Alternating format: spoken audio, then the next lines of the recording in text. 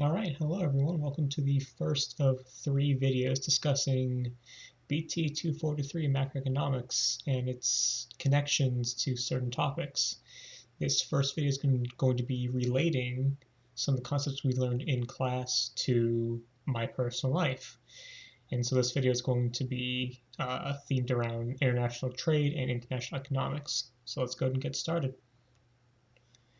So, just a brief summary of some of the topics that are useful to have a knowledge of. The first thing to know is when you're spending money in a foreign nation, what you're doing is you're contributing to that nation's GDP, but you are not going to be impacting your home country's GDP in any way.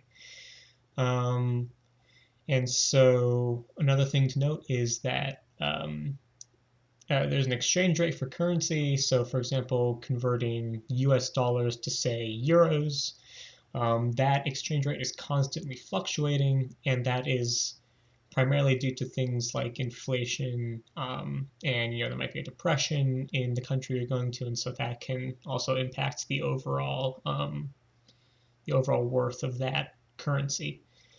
And just one other thing is that the price of goods, they can change from country to country, and that can primarily be because of how easy it is to acquire said good. So, for example, say if you're like in the Midwest, it's considerably easier for you to get goods like corn and wheat there than it would be if you're, say, in the Pacific Northwest. Okay?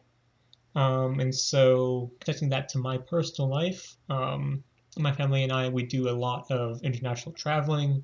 This picture you can see is actually from one of the major kind of shopping districts of Reykjavik, Iceland, which I traveled to about 2 years ago. And so something that my family likes to do is at the very beginning of our trips, a lot of like international airports, they will have these devices that you can use to exchange some currency. And that's something we also do at the beginning of our trip to have cash in case we go to stores that only allow cash and not credit cards. And we do that at the beginning, the beginning of our trip because in case of some, say, unexpected inflation. And so another thing you might notice is this first green store has a tax-free shopping, and often when you go to like airports, you'll see like duty-free shopping. Um, that's just primarily there to help you save money from, say, whatever the taxes are in that home country.